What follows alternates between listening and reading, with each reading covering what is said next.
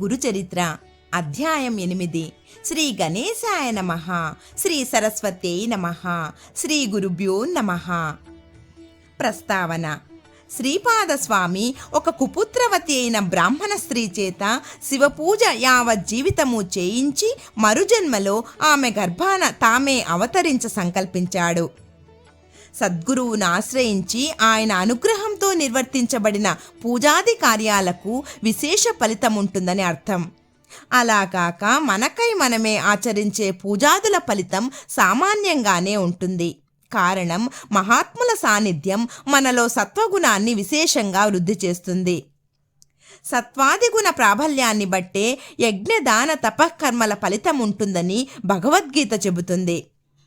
అందుకే తత్వదర్శి అయిన సద్గురువును ముముక్షువులు ఆశ్రయించి తీరాలని భగవద్గీతకు హృదయమని చెప్పదగిన 4వ అధ్యాయంలోని 34వ శ్లోకం, తద్విద్ధి ప్రణిపాతేన పరిప్రశ్నేన సేవయా ఉపదేక్ష్యంతి తే జ్ఞానం జ్ఞానినస్తత్వదర్శినః చెబుతుంది.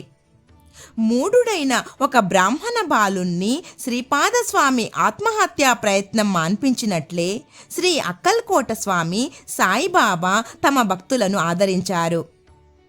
తర్వాత శ్రీపాదస్వామి హస్తమస్తక సంయోగం చేత త్రుటిలో ఆ మూఢబాలుణ్ణి వేదాంగ పారాంగతుణ్ణి చేసిన లీల కూడా అతిశయోక్తి కాదు. దత్తాత్రేయ స్వరూపులైన శ్రీ స్వామి సమర్థుల జీవిత చరిత్రలో అట్టి లీల ఉండటం గమనార్హం.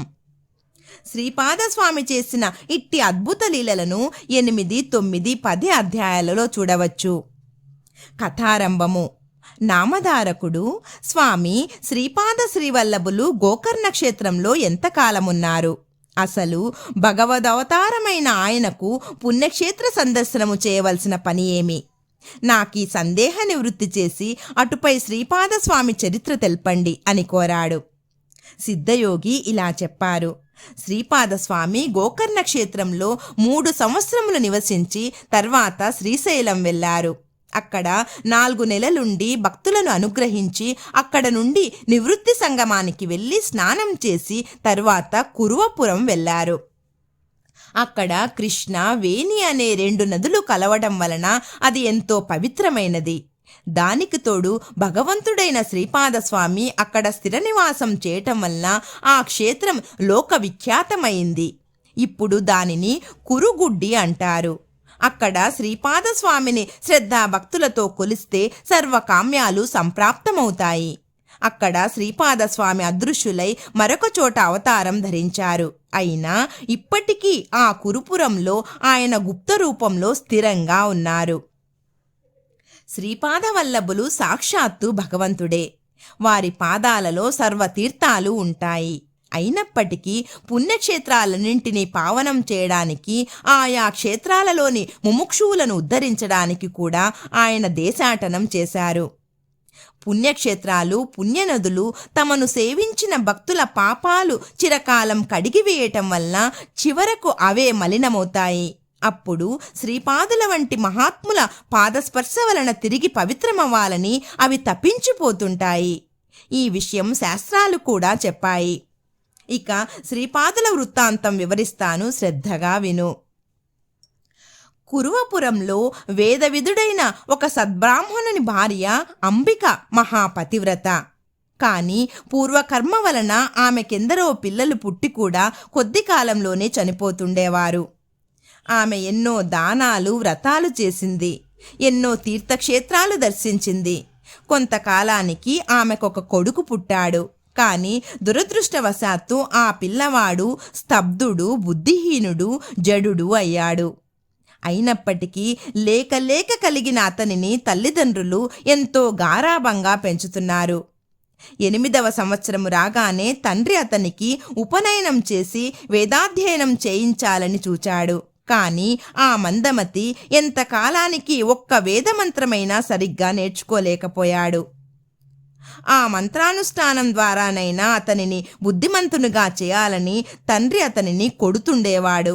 అది చూడలేక అంబిక అడ్డు వచ్చి, వీడు లేక కలిగిన పిల్లవాడు, మందమతి అయిన వీనిని దండిస్తే మటుకు ఏమి లాభం? వీనికి విద్య రాకున్నా సరే మీరు వాణ్ణి కొట్టవద్దు, బ్రతికినంతకాలం వీనిని ఇకనైనా సుఖంగా బ్రతుకనివ్వండి. ఇక మీదట మీరు వానిని శిక్షిస్తే నేను మీ ఎదుటే బావిలో దూకి మరణిస్తాను అన్నది. ఆ బ్రాహ్మణుడు కూడా ఆలోచించి ఆ పిల్లవాడు అజాగళస్తనం వలె వ్యర్థుడని తలచి నిరాశ చెంది ఊరుకున్నాడు. కొంతకాలానికి ఆ బ్రాహ్మణుడు ఆ దిగులుతోనే మరణించాడు. దిక్కులేక అతని భార్య అంబిక తన కొడుకుతో కూడా బిచ్చమెత్తుకొని బ్రతుకుతూ ఉండేది. ఆ బాలుణ్ణి చూచి గ్రామస్తులు, ఓరి పండితపుత్ర, నీ బ్రతుకు వ్యర్థం. నీవు నీ కులానికే మచ్చ తెచ్చావు. నీ తల్లి బిచ్చమెత్తుకొస్తే కూర్చుని తింటున్నావు, సిగ్గులేదా? నది నుండి మంచినీరు మోసి అయినా బ్రతకరాదా? నీ వలన నీ పితృదేవతలకు కూడా అధోగతి కలుగుతుంది. నీ బ్రతుకుకు ఏమి ప్రయోజనం? పవిత్రమైన భిక్షావృత్తి నీ వంటి అసమర్థుడికి తగదు. ఇలా బ్రతికే కంటే ఈ కృష్ణానదిలో దూకి చావరాదా అని పరిహసించేవారు. చివరకు ఆ బాలుడు లోకుల పరిహాసాన్ని భరించలేక ఆత్మహత్య చేసుకోదలచి నదివైపుకు పరిగెత్తాడు. అతనిని వారించగల శక్తిని కోల్పోయిన అతని తల్లి కూడా నిస్సహాయురాలై తాను కూడా ఆత్మహత్య చేసుకోదలచి అతని వెంట పరిగెత్తసాగింది. దారిలో శ్రీపాదస్వామి ఎదురై అతనిని నిలిపి, బ్రాహ్మణుడా, తొందరపడవద్దు. పూర్వకర్మ వల్ల నీకీ దుస్థితి దాపురించింది. దానికి తోడు నీవిప్పుడు బలవంతంగా మరణిస్తే నీకు బ్రాహ్మణ హత్య, ఆత్మహత్యా దోషాలు చుట్టుకుంటాయి. అవి నివారింపరానివి. అందువలన నీవు జీవించి ఎంతటి కష్టాలైనా ఓరిమితో అనుభవించి దుష్కర్మ నుండి శాశ్వతంగా విముక్తుడవడం మంచిది అన్నారు. అంబిక శ్రీపాదస్వామికి నమస్కరించి, స్వామి, ఒక భర్తను కోల్పోయి మరొక వంక వ్యర్థుడైన ఈ పుత్రుని వలన ఎటువంటి సద్గతి ఆశింపజాలని నన్ను చూడడమే మహాపాపంగా లోకులు పరిగణిస్తున్నారు. నేనిక బ్రతికి మాత్రం చేయగలిగినదేమున్నది అన్నది. ఆమె మాటలు విని కరుణార్ద్రహృదయుడైన శ్రీపాదస్వామి, అమ్మా, ఆత్మహత్య వలన రాబోయే జన్మలో మరొక పాపం కూడా అనుభవించవలసి వస్తుందే కానీ వేరే ప్రయోజనమేమున్నది? కనుక నీవు మిగిలిన జీవితమంతా శివపూజలోనే గడుపు. అలా చేస్తే వచ్చే జన్మలో నా వంటి కుమారుని పొందగలవు అన్నారు. ఆమె ఆలోచించి, స్వామి, నేను మీరు చెప్పినట్లే చేస్తాను. కానీ దాని వలన ప్రయోజనమేమో నాకు తెలియలేదు. దయచేసి వివరించండి అన్నది. శ్రీపాదస్వామి, అమ్మ, ఉజ్జయిని పట్టణాన్ని చంద్రసేనుడు అనే రాజు పాలించేవాడు. అతని మిత్రుడు మణిభద్రుడు అనేవాడు శివుని వరప్రభావం వలన చింతామణిని పొందాడు. ఆ మణి యొక్క విలువ లెక్కకు మీరినదని తెలుసుకొని దానిని ఎలాగైనా చేజిక్కించుకోవాలని కొందరు రాజులు చతురంగ బలాలతో యుద్ధానికి తరలివచ్చారు. ఆ సమయంలో మణిభద్రుడు, చంద్రసేన మహారాజు ఇద్దరూ ఏకాగ్ర మనస్కులై ప్రదోషకాలంలో శివపూజ చేయసాగారు. ఒక త్రయోదశి శనివారం నాడు ప్రదోష సమయంలో వారు పూజ చేస్తుంటే చూచి ఆ పట్టణంలోని గోపబాలకులు కూడా తమ ఇండ్ల ముంగిళ్లలో ఆకులతోనూ పూలతోనూ పూజ చేయసాగారు. వారి తల్లులు ఆ పిల్లలను భోజనం కోసం ఇండ్లలోకి లాక్కుపోయారు. వారిలో ఒకరి వద్ద నుండి వాని తల్లి పూజా సామాగ్రి లాగివేసి వాడిని బలవంతంగా లేవదీసింది.